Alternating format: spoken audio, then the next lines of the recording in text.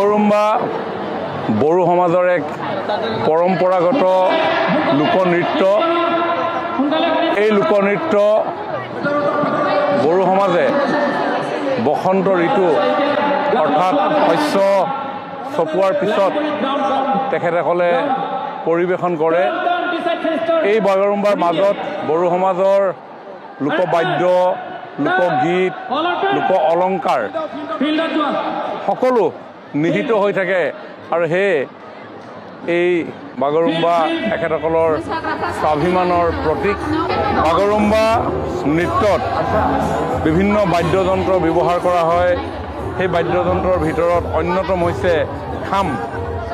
এই আপোনালোকে খাম দেখিছে, যে যাক আমি পৰম্পৰাগত ঢোল বুলি আমি ক'ব পাৰোঁ। আৰু চিফুং, এয়া চিফুং, 5টা ফুটা থকা দীঘল বাঁহী, এয়া চিফুং। আৰু চেৰজা, এই ভায়লিন সদৃশ যি বাদ্য আমি দেখিছোঁ, এই বাদ্যবিধৰ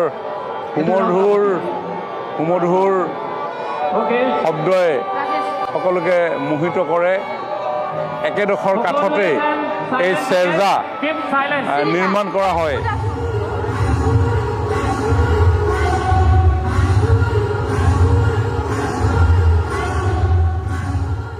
মনোমোহা এই বাগৰুম্বা নৃত্যই যুগ যুগ ধৰি সকলোকে সন্মোহিত কৰি আহিছে।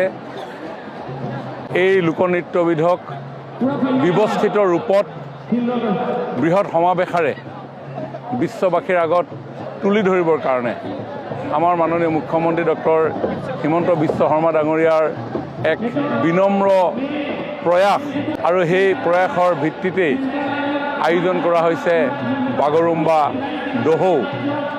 এই বাগৰুম্বা দহৌত আমি প্ৰয়াস কৰিছোঁ এই লোকনৃত্যবিধক